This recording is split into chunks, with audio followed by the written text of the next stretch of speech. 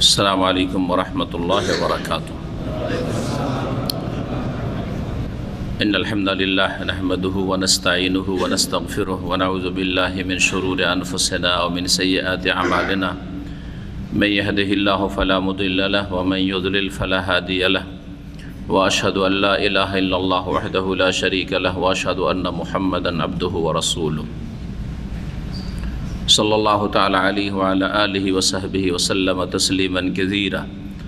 أما بعد فأعوذ بالله من الشيطان الرجيم. بسم الله الرحمن الرحيم. إذا جاء نصر الله والفتح ورأيت الناس يدخلون في دين الله أفواجا فسبح بحمد ربك واستغفره إنه كان توابا. সূরা নাসর এর নাম হচ্ছে সূরা নাসর। জি হ্যাঁ, কেন? কারণ এই সূরার প্রথম আয়াতে রয়েছে নাসরুল্লাহ শব্দটি। নাসরুল্লাহ মানে আল্লাহর সাহায্য, নাসর মানে সাহায্য। এই সূরার বিষয়বস্তু হচ্ছে মক্কা বিজয়, মক্কা বিজয়ের সুসংবাদ, মক্কা বিজয়ের সুসংবাদ। যে মক্কা বিজয় হয়েছিল কোন হিজরিতে বলতে পারেন? অষ্টম হিজরিতে। সুতরাং এই সূরা যখন সুসংবাদ আর মক্কা বিজয়ের কিছু মুহূর্ত পূর্বে এই সূরা নাযিল হয়েছে, তাহলে এই সূরা মক্কি না মাদানী? মাদানী সূরা। এই সূরা হচ্ছে মদিনার জীবনে হিজরতের 7 বছর পরে অষ্টম হিজরিতে মক্কা বিজয় হয়েছে।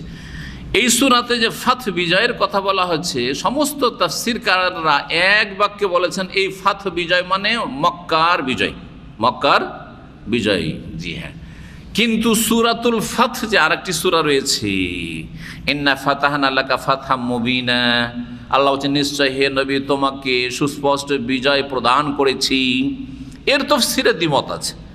এর তাফসীরে একটি মত হচ্ছে এটাও মক্কা বিজয় সম্পর্কে, কিন্তু যেটা শক্তিশালী বা প্রসিদ্ধ মত সেটা হচ্ছে এই সূরা আর এই সূরার যে বিষয়গুলি রয়েছে সেগুলি তাতে বায়াত রয়েছে, যাতে বায়াতে রিজওয়ান ছিল, তাতে হুদাইবিয়ার সন্ধির বিষয়টি রয়েছে। সুতরাং এটা ছিল হুদাইবিয়ার সন্ধির বিজয়, হুদাইবিয়ার সন্ধির বিজয়। হুদাইবিয়ার সন্ধিতে বাহ্যিক মনে হচ্ছে যে রাসূলুল্লাহ সাহাবায়ে কেরামরা কাফেরদের কাছে, মক্কার মুশরিকদের কাছে হার মেনে নিলেন, কিন্তু হার মানা নয়, এটাই ছিল মুসলিমদের জন্য ফাতহে মুবিন, শুধু বিজয় না, সুস্পষ্ট বিজয়, ফাতহাম মুবিন আল্লাহ বলেছে। এই সূরা হচ্ছে মক্কা বিজয় সম্পর্কে। মক্কা বিজয়ের জন্য রাসূলুল্লাহ সাল্লাল্লাহু আলাইহি ওয়াসাল্লাম বের হলেন। আচ্ছা, যদি কেউ প্রশ্ন করে আপনাদের কাছে, অমুসলিম প্রশ্ন করতে পারে, এগুলো জানা জরুরি, যে হুদাইবিয়ার সন্ধি হলো 6ষ্ঠ হিজরিতে, হলো কি হলো না? হুদাইবিয়ার সন্ধিতে যেসব চুক্তির দফা ছিল তার মধ্যে একটি ছিল যে 10 বছরের জন্য মক্কার কুরাইশদের সাথে মুহাম্মদুর রাসূলুল্লাহ এবং তার সাথী সঙ্গীদের চুক্তি হচ্ছে যে আমরা যুদ্ধ বন্ধ রাখবো, কেউ কারো বিরুদ্ধে লড়াই করব না, তাই না? মক্কার লোকেরা মদিনা ঘুরে ফিরে আসবে, কিন্তু ধর্ম পরিবর্তন করতে পারবে না, সেখানে যদি থেকে যায় ফিরিয়ে দিতে বাধ্য হবে মুহাম্মদুর রাসূলুল্লাহ সাল্লাল্লাহু আলাইহি ওয়াসাল্লাম। হার মানতে হচ্ছে বাহ্যিক, তাই না? কিন্তু মদিনার লোক কেউ মুসলিম হয়ে গেছে যারা, কেউ যদি পালিয়ে চলে আসে মক্কায় আর এসে মুরতাদ হয়ে যায়, তাহলে মক্কার কাফেরা ফিরিয়ে দেবে না। এগুলি ছিল। যেটা এখানে বলার বিষয় সেটা হচ্ছে যে 6ষ্ঠ হিজরিতে 10 বছরের জন্য চুক্তি হয়ে গেল, তো 8ম হিজরিতে আবার লড়াই কি করে হলো?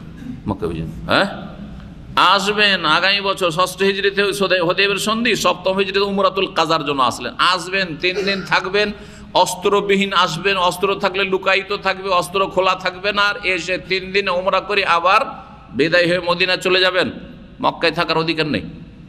এসব মানতে হয়েছিল, আল্লাহর হুকুমে রাসূলুল্লাহ সাল্লাল্লাহু মেনে নিয়েছিলেন, সাহাবীরা মানতে প্রস্তুত ছিল না, অনেক চেষ্টার পরই তারা মেনেছেন। জি হ্যাঁ, তো 8ম হিজরিতে কেন এরকম হলো? কারণ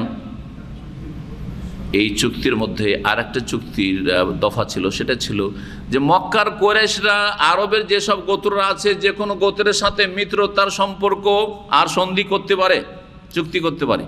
আর এইরকম মুহাম্মদুর রাসূলুল্লাহ সাল্লাল্লাহু আলাইহি ওয়াসাল্লাম মদিনাবাসী মুসলিমরা, সাহাবায়ে কেরাম, মুহাজির, আনসার, তারাও যে কোনো বংশ গোত্রের সাথে মিত্রতার সম্পর্ক স্থাপন করতে পারে।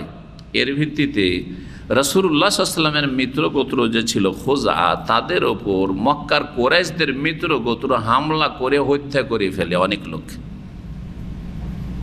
যদি কেউ মোহাম্মদ রাসূলুল্লাহ সাল্লাল্লাহু আলাইহি ওয়াসাল্লাম লোকের উপরে হামলা করে কোরাইশের কোন মিত্র, তাহলে সেটা চুক্তি ভঙ্গ বলে বিবেচিত হবে। আর মোহাম্মদ রাসূলুল্লাহ সাল্লাল্লাহু আলাইহি ওয়াসাল্লামের সাথে মিত্র গোত্রগুলি কেউ যদি হামলা করে দেয় কারো ওপর, তাদের বিরোধীদের ওপর, তাহলে এটা গাদ্দারি করা, চুক্তি ভঙ্গ করা বলে বিবেচিত হবে। এসব কথা ছিল। চুক্তি ভঙ্গ কারা করলো তাহলে? মক্কার লোকেরা, কাফেররা, তাদের সাথে চুক্তি করে যারা ছিল, তাদের মিত্র গোত্ররা গাদ্দারি করলো, রাসূলুল্লাহ সাল্লাল্লাহু আলাইহি ওয়াসাল্লামের মিত্র গোত্রের লোকদেরকে হত্যা করলো। রাসূলুল্লাহ সাল্লাল্লাহু আলাইহি ওয়াসাল্লাম এই গাদ্দারির পরে বলেন যে তারাই চুক্তি ভঙ্গ করেছে। আল্লাহ বলেছেন যতদিন তারা চুক্তিতে অটল, আমরাও চুক্তিতে অটল। কিন্তু এরা চুক্তিতে অটল নাই, চুক্তি ভঙ্গ করলো, সুতরাং চুক্তি আজকে থেকে শেষ। 10 বছর কথায় 2 বছর শেষ। রাসূলুল্লাহ সাল্লাল্লাহু আলাইহি ওয়াসাল্লাম মক্কা বিজয়ের জন্য আসবেন, কিন্তু গোপন রাখার চেষ্টা করলেন, যে বিষয়টি যেন জানতে না পারে। জানলে তো আগে থেকে প্রস্তুত হয়ে যাবে ওরা। কিন্তু তারপরেও তারা জেনে গিয়েছিল, কিন্তু তাদের এমন কোনো ক্ষমতা ছিল না প্রতিরোধ গড়ে তোলার, বা প্রতিহত করার। আল্লাহ চেয়েছিলেন যে 8ম হিজরিতে মক্কা বিজয় হবে, আর মক্কার এই শিরক কুফরি নাপাকি দূর হবে। ইন্নামাল মুশরিকুনা নাজাস, মুশরিকরা হচ্ছে বহুত্ববাদী, হচ্ছে নাপাক, এবং বহুত্ববাদ হচ্ছে নাপাকি। আল্লাহ নাপাকিকে দূর করলেন, আলহামদুলিল্লাহ। আর মক্কা বিজয়ী হলো। রাসূলুল্লাহ সাল্লাল্লাহু আলাইহি ওয়াসাল্লাম যখন মক্কাতুল মুকাররমায় প্রবেশ করলেন, তখন তাদেরকে জিজ্ঞেস করলেন যে তোমরা কি আমার সম্পর্কে এখন ভাবতে পারো যে মা আনাবে ফাইলুন বেকুম, তোমাদের সাথে আমি কি আচরণ করতে পারি বলো তো দেখি। তিরস্কার করেননি, ভর্ৎসনা করেননি। আমরা হইলে যদি ছাড়তামও, কিন্তু ওকে ভালো করে পিষে দিতাম। তোরা এই করেছিস, তোরা নিম্ন খারাপ, তোরা জালেম, তোরা এই অন্যায় করেছিস, এই করেছিস, সেই করেছিস, কি করিসনি বল। আর তারপরে মাপ না, না না না, এটা মাফের তরিকা না। মাফের তরিকা হচ্ছে উদারতার সাথে যা যা করেছো যা সব মাফ করে দিলাম, সবকে ফাইল ক্লোজ করে দিলাম, ফাইলকে ক্লোজ করে দিলাম। বিচার সালিস করতে গিয়ে ফাইলকে যদি ক্লোজ করে দেন, তাহলে সাথে সাথে সমাধান হয়ে যাবে। আর সবাই যদি নিজের ফাইল খুলে খুলে ওরা এই করেছে, ওরা এই করেছে বলছে, ওরা এই করেছে, ওরা এই করেছে, তাহলে কোনোদিন সমাধান হয় না, সমাধান হয় না। তো রাসূলুল্লাহ সাল্লাল্লাহু আলাইহি ওয়াসাল্লাম কোনো কথা না বলেই জিজ্ঞেস করলেন তাদেরকে, কি আচরণে তোমরা আশা করতে পারছো আমার কাছে, বলো তো দেখি। তখন তারা বলল যে আপনি সম্মানিত করিম, অবনু করিম, আপনার বাবারা দাদা সবাই সম্মানিত, আর সবাই বড় ভদ্র মানুষ, সম্ভ্রান্ত মানুষ, আপনার কাছ থেকে আমরা কল্যাণেরই আশা করি। রাসূলুল্লাহ সাল্লাল্লাহু আলাইহি ওয়াসাল্লাম বলে ইযহাবু, যাও যাও, ফাআনতুমুত তুলাকা, তোমাদেরকে ছেড়ে দিলাম, ছেড়ে দিলাম।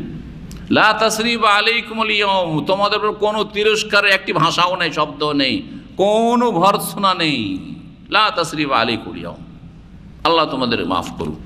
তারপরে জবরদস্তি করেননি, যে এখন জবরদস্তি হয় ইসলাম আর না হইলে জেহাদ, না না তাও করেননি। যারা ইসলাম গ্রহণ করবে করে নেবে, আর কেউ যদি ইসলাম গ্রহণ না করে তাহলে তাদেরও জানে নিরাপত্তা দেওয়া হবে। মান দাখালা দারা আবু সুফিয়ান ফাহুয়া আমিন, আবু সুফিয়ান বাড়িতে ঢুকে গেল নিরাপদ। কেউ যদি বাইতুল্লাহ হারামে ঢুকে যাও সেও নিরাপদ, কেউ যদি উম্মে হানির বাড়িতে ঢুকে যায় সেও নিরাপদ, ইত্যাদি ইত্যাদি বলে নিরাপত্তা দিয়ে দিলেন, ক্ষমার ঘোষণা করে দিলেন, নিরাপত্তা দিয়ে দিলেন। কিন্তু সেই সময় হলো কি, যতগুলি আরব গোত্র ছিল সমস্ত গোত্রগুলি তাকিয়েছিল, যারা ইসলাম গ্রহণ করে নিয়েছে, অন্তরে আগে থেকে ইসলাম মজবুত হয়ে গেছে, ইসলাম গ্রহণ করে নিয়েছে, অনেকে ইসলামের কাছাকাছি চলে এসেছিল, বিশ্বাস হয়ে গেছে, কিন্তু সাহস করতে পারছে না। কি জানি যদি আবার দুর্বল হয়ে যায়, একটু সুবিধা বুদ্ধি, একটু এদিকেও সুবিধা রাখতে চায়, ওইদিকেও রাখতে চায়, বিশ্বাসের কাছাকাছি চলে এসছে, কিন্তু পুরোপুরি এখন ঘোষণা করতে এখনও পারে নাই। তারা শুধু তামাশা দেখছিল, যে দেখি মোহাম্মদ জিতে সাল্লাল্লাহু আলাইহি ওয়াসাল্লাম, নাকি তার বংশধর কুরাইশরা মক্কাবাসী জিতে, যারা জিতবে তাদের সাথে হয়ে যাবে। যদি মোহাম্মদ সাল্লাল্লাহু আলাইহি ওয়াসাল্লাম জিতে যায় তাহলে বুঝবো যে না রে, ইসলামটাই হচ্ছে হক, ইসলামটাই হচ্ছে হক। না হইলে এত অসহায় দুর্বল ছিল মাত্র কয়েক বছর আগে, কিভাবে তাদেরকে তাড়ানো হলো, নির্বাসিত রাতের অন্ধকারে কিভাবে তাদেরকে বিদায় নিতে হইলো জান বাঁচিয়ে, আর তারা বিজয়ী হয়ে মাত্র 7 বছর পরে চলে আসলো। আরে তার মানে ইসলাম হচ্ছে সত্য দিন। এইভাবে তখন তারা দলে দলে ইসলাম গ্রহণ করতে, তার আগে পর্যন্ত 1 জন 2 জন 5 জন 10 জন এইরকম করে ইসলাম গ্রহণ করতো, কিন্তু এখন শত শত এক এক বংশ, কয়েক বংশ, গোটা এলাকা অঞ্চল দলে দলে ইয়াদখুলুনা ফি দীনিল্লাহি আফওয়াজা। এই কথাই তুলে ধরেছেন আল্লাহ রাব্বুল আলামিন সূরা নাসরে। সূরা নাসরের বিষয়বস্তুতে যেটা তুলে ধরা হয়েছে, যখন দেখবে যে মক্কা বিজয় হয়ে গেছে আর লোকেরা হাজারে হাজার দলে দলে ইসলামে দীক্ষিত হচ্ছে, তার মানে মুহাম্মদ রাসূলুল্লাহ আল্লাহ বলছেন যে তোমাকে যেই কাজে পাঠিয়েছিলাম সেই কাজ সমাপ্ত হয়ে গেছে। যখন কাজ শেষ হয়ে গেছে তখন যার কাছ থেকে পাঠানো হয়েছিল তার কাছে ফিরে আসতে হবে, অর্থাৎ আল্লাহর ডাকে সাড়া দিতে হবে। মানুষ হচ্ছে মরণশীল, সুতরাং তোমাকে আমার ডাকে আবার সাড়া দিতে হবে। আর দুনিয়ায় থাকার দরকার নেই কষ্টের জগতে। আর রাফিকুল আলা, জি হ্যাঁ, সুবহানাল্লাহ। এই জন্য রাসূলুল্লাহ ইন্তেকালের সময় পড়তেন আল্লাহুম্মা আলহিকনি বির রাফিকিল আলা, জি, সুউচ্চ সঙ্গীদের সাথে মিলিত করো, সুউচ্চ সঙ্গীদের সাথে আমাকে মিলিয়ে দাও বা তাদের কাছে পৌঁছিয়ে দাও। জি হ্যাঁ, রফিকে আলাই তোমাকে পৌঁছে দেবো। কেন তুমি এই তুচ্ছ জমিনে, এই যেখানে বহু পাপ হচ্ছে, যেখানে বিশৃঙ্খলা ফাসাদ হচ্ছে, যেখানে অশান্তির শেষ নেই, কেন থাকবে? কাজ শেষ হয়ে গেছে, চলে আসো। তাহলে এখানে সূরা নাসরে ইঙ্গিত ছিল, সংকেত ছিল কিসের? যে রাসূলুল্লাহ সাল্লাল্লাহু আলাইহি ওয়াসাল্লামের মৃত্যুর সময় ঘনিয়ে এসেছে। এই কথায় আব্দুল্লাহ ইবনে আব্বাস রাদিয়াল্লাহু তাআলা আনহু বুঝেছিলেন। জি,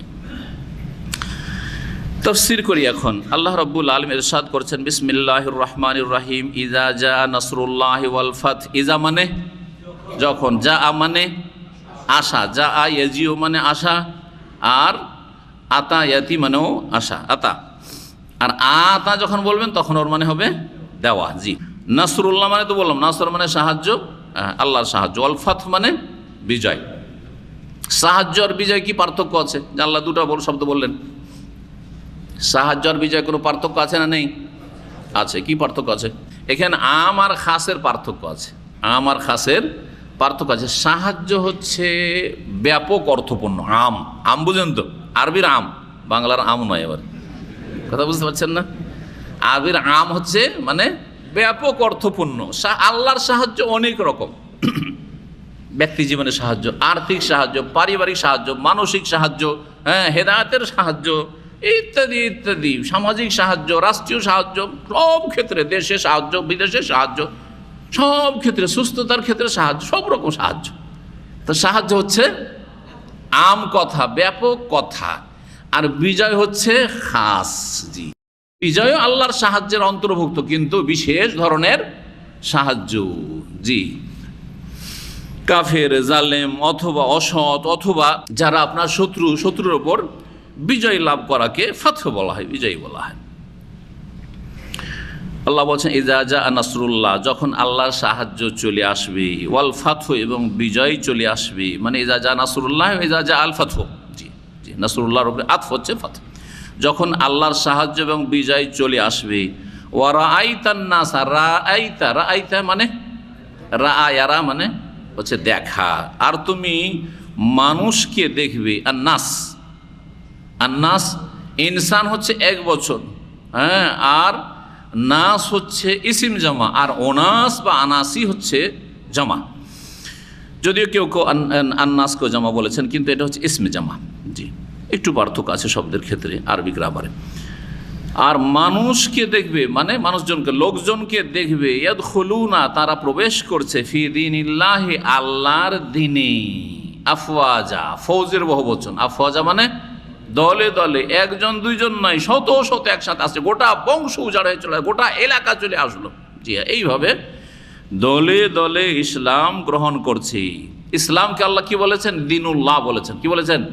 তাহলে আল্লাহর দিন হচ্ছে সবগুলি না একটি?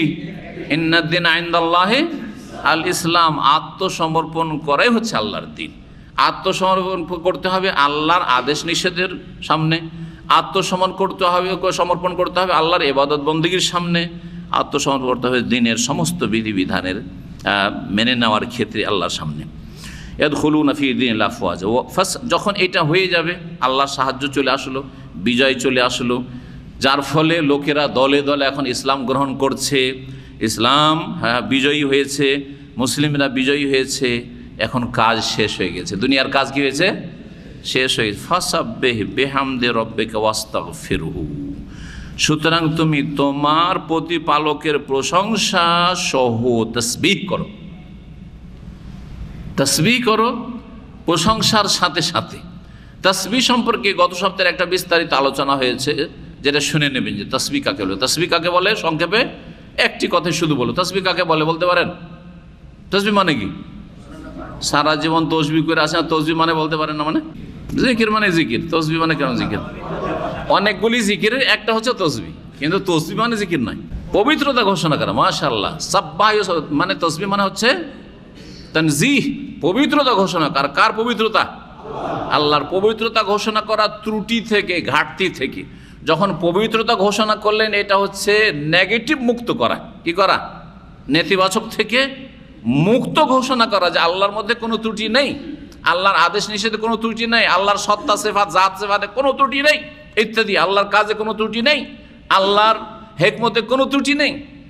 এটা করার সাথে সাথে পজিটিভ হচ্ছে, তার সাথে তাসবিরই অন্তর্ভুক্ত হচ্ছে যে ভালো গুণগুলি পূর্ণ মাত্রায় তার মধ্যে রয়েছে, ভালো গুণগুলি পূর্ণ মাত্রায় রয়েছে। তাহলে তাসবির দুটো দিক, একটা হচ্ছে ত্রুটি মুক্ত ঘোষণা করা, পবিত্রতা ঘোষণা করা, আর একটা হচ্ছে ভালো সেফাতুল কামালগুলি, পূর্ণতার সেফাতগুলি পূর্ণ মাত্রায় আল্লাহর মধ্যে আছে এ কথা বিশ্বাস করে এর ঘোষণা নাম হচ্ছে তাসবিহ।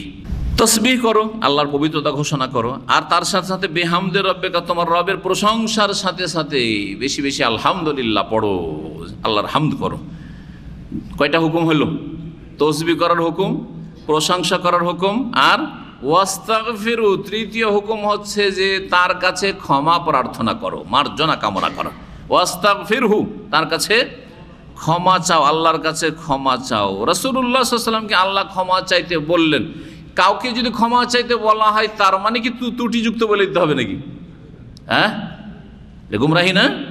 এই কাজটাই করেছে একজন মুফাসসির, যার কথা তুলে ধরাতে জানলার শেষ নেই অন্ধ মুকাল্লিদদের আর গুমরাহদের। জি না, জরুরি নয়। আপনার ত্রুটি না থাকলেও আপনি আল্লাহর কাছে ইস্তিগফার করবেন, কারণ মানুষ হচ্ছে দুর্বল। যদি মানুষকে আল্লাহ বলেন যে তোমার একটা চোখের হক আদায় করো, কিন্তু হক আদায় করবেন, এই যে কানে শ্রবণ শক্তি, এর হক আদায় করো। তোমাকে যে আল্লাহ বিবেক সম্পন্ন করেছেন, পাগল করেননি, আর একজন পাগল, এর হক আদায় করো। কি দিয়ে হক আদায় করবেন? তো একটা নিয়ামতের হক আদায় করতে গিয়ে সমস্ত ইবাদত বন্দেগী শেষ। তাহলে যতই ইবাদত করি না কেন, আর যতই আমার ইবাদত বন্দেগীর কোয়ালিটি ভালো হোক না কেন, মানুষ মাত্রই ত্রুটিযুক্ত হতে পারে। আর না হইলেও মানুষের কাজ হচ্ছে আল্লাহর কাছে নিজের ত্রুটির স্বীকার করা এবং নিজের ক্ষমা প্রার্থনা করা। তারপরে ক্ষমা প্রার্থনা করলে মর্যাদা উঁচা হয়। এমন না যে ক্ষমা প্রার্থনা করলে শুধু ক্ষমাই হয়, গুনাহ থাকলেই শুধু ক্ষমা চাইবেন না। ক্ষমা প্রার্থনা করলে, ইস্তিগফার করলে মর্যাদা আর দরজা উঁচা হয়। সুতরাং এর মানে এই নয় যে তার ভুল ত্রুটি ছিল নাউজুবিল্লাহ, আর সেই জন্য ইস্তিগফার করতে বলা হয়েছে, এইরকম কথা বলা হচ্ছে ধৃষ্টতা। ইন্নাহু কানা তাওয়াবা, নিশ্চয়ই তিনি আল্লাহ বড় তওবা কবুলকারী। তাওয়াব যেহেতু মুবালাগার সিগা, সেজন্য নিশ্চয় তিনি মহান তওবা কবুলকারী, তওবা গ্রহণকারী। যে তওবা করে তার তওবা তিনি কবুল করেন। যে ফিরে আসে, তাওবা এত মানে ফিরে আসা, যে আল্লাহর দিকে ফিরে আসে, আল্লাহ তার দিকে ফিরে আসেন। যেমন হাদিসে রয়েছে যে বান্দা যদি আল্লাহর দিকে 1 বিঘত এগিয়ে আসে, তো আল্লাহ 1 হাত এগিয়ে যান। যদি বান্দা 1 হাত এগিয়ে আসে, তো আল্লাহ 2 হাত এগিয়ে যান। বাআন, জি হ্যাঁ। তো আল্লাহ রাব্বুল আলামিন তাওয়াব এবং তওবার মূল্যায়নকারী। এর সাথে সাথে এর আরেকটি অর্থ করা হয়েছে তওবা কবুলকারী আর তওবার মূল্যায়নকারী। মানুষ যখন তওবা করে, তখন আল্লাহ তার সেই তওবার কি করেন? মূল্যায়ন করেন, মূল্য দিয়ে থাকেন। দেখেন, অনেক সময় আমাদের কাজকর্মের মূল্যায়ন হয় না। আপনি কোম্পানিতে অনেক ভালো কাজ করছেন, কিন্তু আপনার মালিক চেনেন না অথবা জানেন না, আর জানলেও আপনার সম্পর্কে একটা হয়তো ভুল ধারণা, নেগেটিভ ধারণা হয়ে গেছে, কোনো মূল্যায়নই করে না, কোনো মূল্যায়নই করে না। আর একজন অসৎ কিন্তু চামচামি করে, ওর খুব মূল্যায়ন করে, ওর খুব মূল্যায়ন করে। হচ্ছে না? এটা মানুষের দরবারে ঘটে থাকে, কিন্তু রবের কাছে এসব হয়ে থাকে না, কখনো হয় না। কারণ তিনি সব জানেন, তিনি অন্তরের খবর জানেন। কি অন্তর নিয়ে আমার ইবাদত, আর কি কোয়ালিটির আমার ইবাদত, কি কোয়ালিটির আমার আখলাক চরিত্র, কি কোয়ালিটির আমার তৌহিদ, কি কোয়ালিটির আমার শিরক বিদআত মুক্ততা, আল্লাহ সব জানছেন। সুতরাং আল্লাহ হচ্ছেন তওবার মূল্যায়নকারী, আল্লাহ হচ্ছেন তওবার মূল্যায়নকারী। রাসূলুল্লাহ সাল্লাল্লাহু আলাইহি সাল্লামের ওপর এই আয়াতগুলি যে নাযিল হয়েছিল, এটি একটি সূরা। সূরার ক্ষেত্রে সর্বশেষ সূরা নাযিল হয় রাসূলুল্লাহ সাল্লাল্লাহু আলাইহি সাল্লামের ওপর। কোন সূরা বলতে পারেন? সূরা হিসাবে গোটা একটি সূরা, সর্বশেষ সূরা নাযিল হয় রাসূলুল্লাহ সাল্লাল্লাহু আলাইহি ওয়াসাল্লামের উপর, ইজা জা নাসরুল্লাহ ওয়াল ফাতহু, এই সূরা নাযিল হয়েছে। এরপরে গোটা একটি সূরা নাযিল হয়নি, তবে শেষ সময়গুলিতে রাসূলুল্লাহ সাল্লাল্লাহু আলাইহি ওয়াসাল্লামের উপর বেশ কিছু আয়াত বিভিন্ন সূরার নাযিল হয়েছে। ইনশাআল্লাহ তাআলা সেগুলি বলবো, কারণ এক তাফসিরে খুব সুন্দর করে লেখা হয়েছে, সেগুলোই জেনে রাখলে ভালো। যদিও জানা ফরজ, কোনো জরুরি নয় এই তরতিবগুলি, যে শেষ যুগে যে আয়াতগুলি নাযিল হয়েছে, কিন্তু জানা এলেম শিখার কয়েকটা স্তর আছে। কিছু এলেম শিখা ফরজ, ফারজে আইন, কিছু এলেম শিখা ফারজে কেফায়া, আজকের কিছু এলেম শিখা হচ্ছে সুন্নাত মুস্তাহাব নফল, কিছু এলেম শিখা হচ্ছে নফল, শিখলে ভালো, না শিখলে গুনাহ নেই হয়তো, আছে না নেই? আপনি সালাত আদায় করে নামাজ পড়বেন, তো নামাজের তরিকা জানা সুন্নাত মুস্তাহাব না ফরজ, ফারজে কেফায়া না ফারজে আইন? ফারজে আইন। কিন্তু কুরবানি করবেন, কুরবানি করার তরিকা শিখা কি ফারজে আইন, কিন্তু ফারজে কেফায়া। কিছু লোক কুরবানি, গোটা গ্রামের লোক কেউ কুরবানি করতে জানেন না, আর কুরবানির সময় এসছে, কেমন করে হবে? জানে না যে কেমন করে কুরবানি করতে হয়, চলবে? তাহলে বোঝা গেল যে এই এলম হচ্ছে ফারজে কেফায়া, এলম হচ্ছে ফারজে কেফায়া। দ্বীনের এতটা এলেম হাসিল যা দিয়ে সঠিকভাবে বিশুদ্ধ আল্লাহর ইবাদত বন্দেগী করবেন, এটা ফারজে আইন না ফারজে কেফায়া? ফারজে আইন। কিন্তু দ্বীনের বড় আলেম হওয়া, যাতে দ্বীনের খেদমত কিছু করতে পারেন আর মানুষকে হকের দাওয়াত পৌঁছাতে পারেন, ফারজে আইন না ফারজে কেফায়া? ফারজে কেফায়া। আপনার 5টা ছেলে আছে, একটা ছেলেকে ভালো আলেম করেন, তাহলে বেশ, জরুরি নাই বাকিগুলো। আর বাকি সবগুলিকে যদি আপনি দ্বীনের আলেম করেন আর হাফেজ করেন আর কারি করেন, তাহলে সেটা হচ্ছে মুস্তাহাব, নফল কাজ, নফল কাজ করেছেন আপনি। কিন্তু সবগুলিকে মৌলিক শিক্ষা দিতে হবে দ্বীনের, যে কাইফা আবুদুল্লাহ, কেমন করে আল্লাহর ইবাদত বন্দেগী করবে। রাসূলুল্লাহ সাল্লাল্লাহু আলাইহি সাল্লামের ওপর এই সূরা নাযিল হওয়ার পরে একটি বিশেষ জিকির পাঠ করতেন রুকুতে আর সেজদাতে, আর সালাতের বাইরেও। সেই জিকিরগুলি সম্পর্কে বেশ কিছু হাদিস আছে, যা আপনাদেরকে শোনাই দিই। বুখারীতে রয়েছে, সহিহ বুখারী, এবং আর অন্যান্য হাদিসের কিতাবগুলিতে রয়েছে, অনেকগুলি হাদিসের কিতাবে রয়েছে, কুতুবুস সিত্তার, তিরমিজি ছাড়া আবু দাউদ, মুসলিম, আবু দাউদ, নাসাই, ইবনে মাজাহ, সবগুলিতে। মা আয়েশা রাদিয়াল্লাহু তাআলা আনহা থেকে বর্ণিত, তিনি বলছেন, কানা রাসূলুল্লাহ সাল্লাল্লাহু আলাইহি সাল্লাম ইউকসিরু আন ইয়াকুলা ফি রুকুইহি ওয়া সুজুদিহি। রাসূলুল্লাহ সাল্লাল্লাহু আলাইহি সাল্লাম খুব বেশি বেশি তার রুকু সেজদাতে বলতেন, বেশি বেশি বলতেন, মানে অধিকাংশ সময় বলতেন, আর বেশি বেশি পাঠ করতেন কি? সুবহানাকা আল্লাহুম্মা রব্বানা ওয়া বিহামদিকা আল্লাহুম্মা গফিরলি। বলছেন তিনি, মা আয়েশা, ইয়াতাআওয়ালুল কোরআন, কোরআনের তাফসীরের বাস্তবায়ন করতেন। তাওয়িল মানে হচ্ছে তাফসীর, কোরআনের তাফসীরের কি করতেন? বাস্তবায়ন করতেন। মানে সূরা ইজা জা নাসরুল্লাহ নাযিল হওয়ার পরে কি করতেন? এই দোয়াটি পড়তেন। কিসে? রুকুতে এবং সেজদাতে, ফরজে হোক আর নফলে। অনেকে কিন্তু আমাদের দেশের আলেমরা মানতে চায় না, সুবহান রাব্বিয়াল আযীম আর সুবহান রাব্বিয়াল আলা ছাড়া আর কিছু শিখাই দেয়। আর এই দোয়াগুলি যখন আসে তখন ভুল ব্যাখ্যা দেয়, বলছে এগুলি নফল নামাজে, এগুলি তাহাজ্জুদের নামাজে, এগুলি চাস্তের নামাজে, এগুলি আপনার ব্যক্তিগত নামাজে না। ভুল কথা একেবারে, কারণ হাদিসে নেই। হাদিসে আছে খুব বেশি বেশি পাঠ করতেন, তাহলে তার মানে ফরজে হোক, সুন্নাতে হোক, নফলে হোক, তাহাজ্জুদে হোক, জামাতে হোক, সব নামাজ পড়তেন। আর আলহামদুলিল্লাহ ছোট থেকে শিখেছিলাম, ছোট থেকে আমল করি। সুবহান রাব্বিয়াল আযীম, সুবহান রাব্বিয়াল আলা পড়া হয়ে যাওয়ার পরে তারপরে শুরু করি সুবহানাকা আল্লাহুম্মা রাব্বানা ওয়া বিহামদিকা আল্লাহুম্মা আগফিরলি, ওইটাও পড়লাম কয়েকবার। তারপরে সময় পেলে সুবহুন কুদ্দুসুন রাব্বুনা রাব্বুল মালায়েকাতি ওর রূহ, সেটাও পড়লাম। সবগুলি পড়লাম, সবগুলির ফজিলত হাসিল করলাম। কেন করবেন না? অথচ রাসূলুল্লাহ সাল্লাল্লাহু আলাইহি ওয়াসাল্লামের সুন্নত হচ্ছে সবগুলি। অথবা কখনো এটা কখনো ওইটা, জরুরি নয় যে আপনার সুবহান রাব্বিল আযীম আর সুবহান রাব্বিল আলা পড়তেই হবে। কখনো এটা কখনো ওইটা পড়লেন, এটাও জায়েজ আছে। তাহলে দুই রকম করেই জায়েজ রয়েছে। সুবহানাকা মানে হে আল্লাহ, আপনার পবিত্রতা ঘোষণা করি। আল্লাহুম্মা, হে আল্লাহ, আল্লাহ মানে হে আল্লাহ, রব্বানা আমাদের রব, ওয়া বিহামদিকা আপনার প্রশংসার সাথে সাথে, আল্লাহুম্মা আগফিরলি হে আল্লাহ আমাকে ক্ষমা করে দেন, হে আল্লাহ আমাকে মাফ করে দেন। এইভাবে পড়তেন রাসূলুল্লাহ সাল্লাল্লাহু আলাইহি ওয়াসাল্লাম।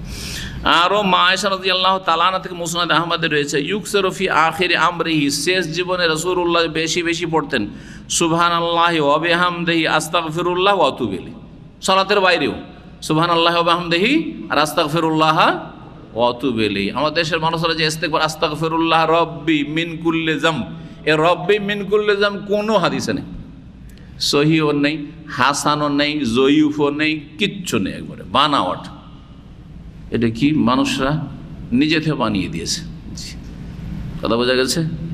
জি, আমাদের সমাজে তো এইভাবে পড়ানো হতে পারে। আমাদের পীর বুজরুগেরা আগে থেকে এরকম করে তোবা পড়াইতো, আর ওইটাই মানে ব্যাপক আকার ধারণ করেছে। পীরের দেশ এইভাবে চলে এসছে আসলে, কিন্তু কোনো হাদিসে মোটেই নেই। দুর্বলও যদি থাকতো তা বলতাম যে দুর্বল আছে, কোথাও নাই। সুতরাং কি বলবেন?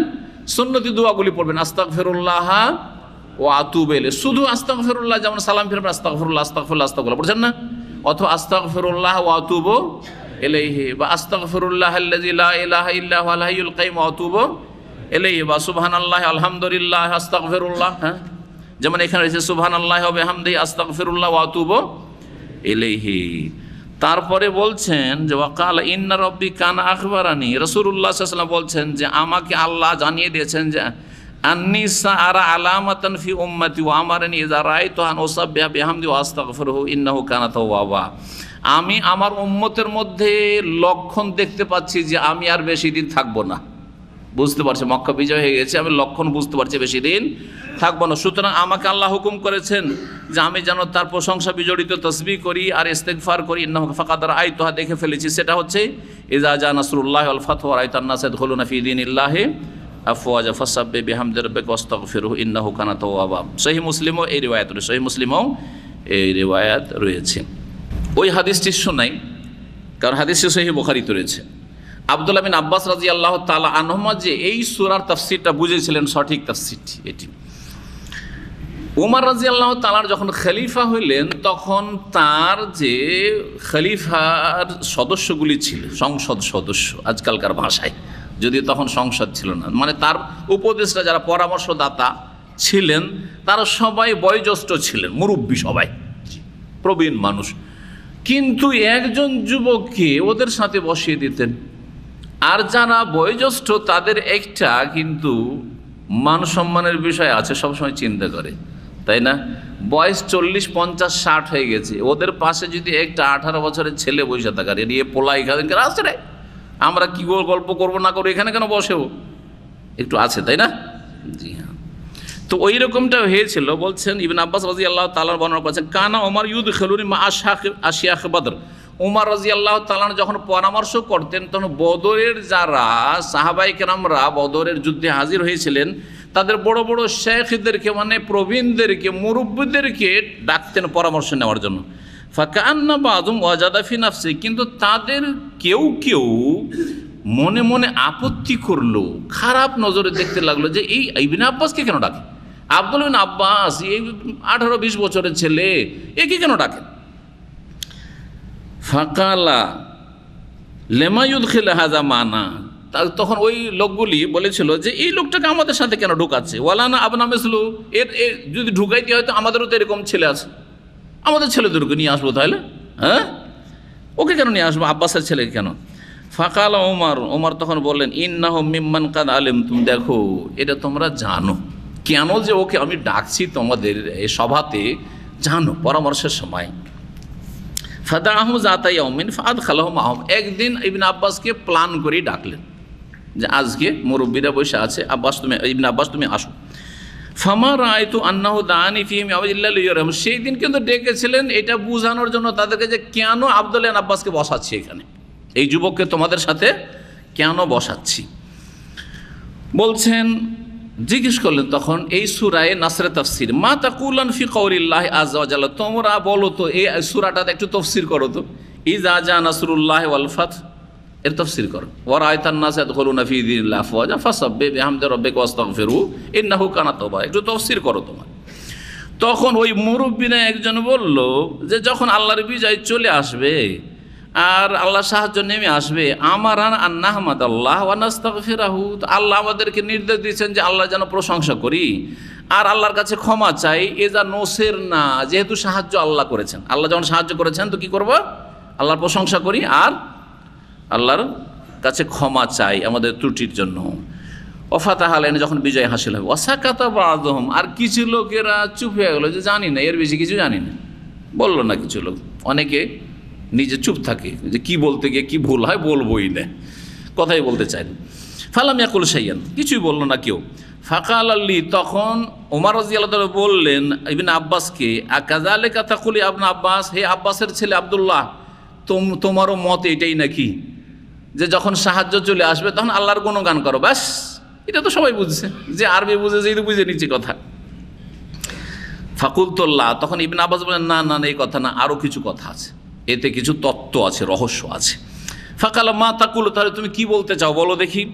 ফাকুল, তো তখন বললাম, হুয়া আজালু রাসূলিল্লাহ সাল্লাল্লাহু আলাইহি সাল্লাম, সেটা হচ্ছে রাসূলুল্লাহ সাল্লাল্লাহু আলাইহি সাল্লামের মৃত্যুর সংবাদ, নবী সাল্লাল্লাহু আলাইহি সাল্লামের মৃত্যু সংবাদ। আলামাহু লাহু, আল্লাহ তাকে জানিয়ে দিয়েছেন এই সূরার মাধ্যমে, আল্লাহ নবীকে জানিয়ে দিয়েছেন এই সূরার মাধ্যমে যে আপনার মরণের সময় ঘনিয়ে এসছে। তাআলা ইজা জা নাসরুল্লাহ আল ফাত ফাযালিকা আলামাতু আজালিক, যখন আল্লাহর বিজয় চলে এসছে, সাহায্য নেমে এসছে, তাহলে এটা হচ্ছে লক্ষণ আপনার মৃত্যুর। ফাসাব্বিহ বিহামদি রাব্বিক, যেহেতু দুনিয়া থেকে চলে যেতে হবে সুতরাং আখিরাতের বেশি বেশি সম্বল গ্রহণ করুন। দাওয়াতের কাজও আখিরাতের সম্বল, কিন্তু ব্যক্তি জীবনের সম্বল, তাসবিহ তাহলিল ইস্তিগফার এগুলো হচ্ছে কি ব্যক্তি জীবনের পাথেয়, আখিরাতের সম্বল।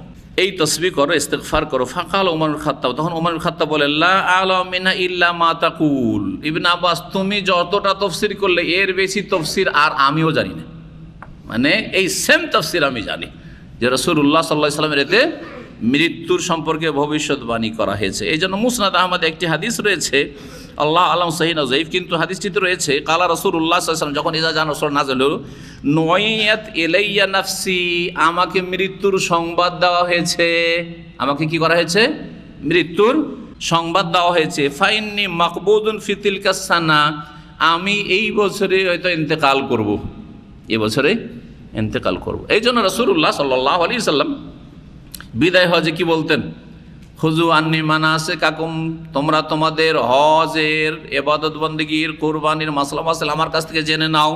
লাআল্লি লাআলকাকুম বাদা আমি হাযা, হতে পারে এই বছরের পরে আর কখনো তোমাদের সাথে সাক্ষাৎ ঘটবে না, দেখা হবে না বলতেন। রাসূলুল্লাহ সাল্লাল্লাহু আলাইহি ওয়াসাল্লামকে ইশারা ইঙ্গিতে জানিয়েই দেওয়া হয়েছিল। আম্বিয়া রাসূলগণকে মৃত্যুর আগে পুরোপুরি জানিয়ে দেওয়া হয়, এটা জানেন, জানিয়ে দেওয়া হয় এবং অনুমতি নেওয়া হয়। জি হ্যাঁ, তাদেরকে জানিয়ে দেওয়া হয় যে এখন আপনার মরণের সময় এসছে। জি, এছাড়া কাউকে জানানো হয় না, এছাড়া কাউকে জানানো হয় না। কিন্তু আমাদের দেশের মুরব্বীদের কেতাবাদিতে আছে যে এক আল্লাহর ওলি আসলো, আসার পরে ওর মরণের সময় জানতে পেরেছে, তারপরে গোসল করলো, উজু করলো, আর তারপরে শুয়ে গেল যে এখন মরণের জন্য রেডি হয়ে আছে। আছে না এইসব কিচ্ছা কাহিনী? এসব কিচ্ছা কাহিনীর কিতাবগুলি জাল কিতাব। এই ছিল আজকের তাফসীর সম্পর্কে কথা। আল্লাহ রাব্বুল যেন আমাদেরকে হক কথা বলার তৌফিক দান করেন এবং হক কথা মোতাবেক চলার তৌফিক দান করেন। আল্লাহ রাব্বুল আলামিন আমাদেরকে দুনিয়া আখিরাতে সার্বিক কল্যাণ দান করেন। আল্লাহ আমাদেরকে বিজয় দান করেন। আল্লাহ তার সাহায্য মুসলিম উম্মতের জন্য আল্লাহ রাব্বুল সাহায্য নাজিল করেন এবং আল্লাহ আমাদেরকে তাসবিহ তাহলিল ইস্তিগফারের মাধ্যমে আখিরাতের বেশি বেশি সম্বল গ্রহণের তৌফিক দান করেন। আর একটি শিক্ষার বিষয় রয়েছে, সেটা হচ্ছে যাদের বয়স বেশি হয়ে গেছে, মরণের তো কোনো বিশ্বাস নেই, যে কোনো সময় মওত আসতে পারে, ঠিক কিনা? এটা ব্যতিক্রম। একজনের মত 18 বছর, 20 বছরে, 25 বছরে, 30 বছরে চলে আসলো, ব্যতিক্রম বলতে হবে। যদিও হার্ট অ্যাটাক আজকাল খুব বেশি, ঠিক না? কিন্তু এটা ব্যতিক্রমে বলতে হবে। কিন্তু একজনের বয়স যখন 40 বা 50-এর ওপরে চলে গেছে, তখন নিশ্চিত তার মরণের সময় ঘনিয়ে আসছে। যত সময় যাচ্ছে মরণের সময় ঘনিয়ে আসছে। তাহলে যাদের 40 পার হয়ে গেছে বা বিশেষ করে 50 পার হয়ে গেছে, আরও বেশি কারো 60ও পার হয়ে গেছে, তারপরেও যদি গাফেল হয়ে থাকেন, তো এটা আপনার দিনদারির পরিচয় নয়। বেশি বেশি নফল ইবাদত বন্দেগী পড়ান, তসবিহ করা নফল, হামদ করা, প্রশংসা করা নফল, ইস্তেগফার করা নফল, কিন্তু বেশি বেশি এই নফল সুন্নাত মুস্তাহাব ইবাদত বন্দেগী দিয়ে আখিরাতের সম্বল বেশি বেশি গ্রহণ করার চেষ্টা করেন। কারণ আপনার সময় কাছে এসছে। এই শিক্ষাও সূরা ইজা জা নাসরুল্লাহ থেকে পাওয়া যায়। শাইখ ইবনে উসাইমিন রহমতুল্লাহ আলাইহি আরেকটি কথা বলেছেন এইখানে, যেহেতু সময় আছে উল্লেখ করি। সেটা হচ্ছে যে আল্লাহ বলছেন এই সূরাতে, ইজা জা নাসরুল্লাহ ওয়াল ফাত, যখন আল্লাহর সাহায্য এবং বিজয় নেমে আসবে। ওয়ারাআইতান নাস ইয়াদখুলুনা ফি দীনিল্লাহি আফওয়াজা, লোকজনকে দেখবে যে দলে দলে ইসলামে প্রবেশ করছে। তখন কি করতে হবে? তসবিহ, প্রশংসা আর ক্ষমা চাওয়া, তাই না? কিন্তু বাহ্যিক যদি আমরা চিন্তা করি, তাহলে আমরা কি বলতাম? যখন আল্লাহ তোমাকে সাহায্য করেছেন, আল্লাহ যখন তোমাকে বিজয় দান করেছেন আর তোমরা শক্তিশালী হয়ে গেছো, তো আল্লাহর শুকরিয়া আদায় করো, বলতাম না? আল্লাহর শুকরিয়া আদায় করো। কোনো একটা কাজ হয়ে গেলে আমরা কি বলি? আল্লাহর শুকরিয়া আদায় করেন, কাজটা আপনার হয়ে গেছে, বলি না? জি হ্যাঁ। তো বিজয় লাভ হয়েছে, নিয়ামত, আল্লাহর সাহায্য নেমে এসছে, নিয়ামত। একজন একজন করে দাওয়াত দিতে গিয়ে কুণ্ঠাসা হইতে হতে এখন দলে দলে নিজে থেকে স্বেচ্ছায় আসছে আর দলে দলে ইসলাম গ্রহণ করছে, নিয়ামত। সুতরাং আল্লাহর শুকরিয়া আদায় করো। কিন্তু আল্লাহ শুকরিয়া বলেননি, কি বলেছেন? তসবিহ, প্রশংসা আর ক্ষমা চাও। জি হ্যাঁ, আল্লাহ একমাত্র সমস্ত ত্রুটি থেকে পবিত্র, আমরা ত্রুটিযুক্ত।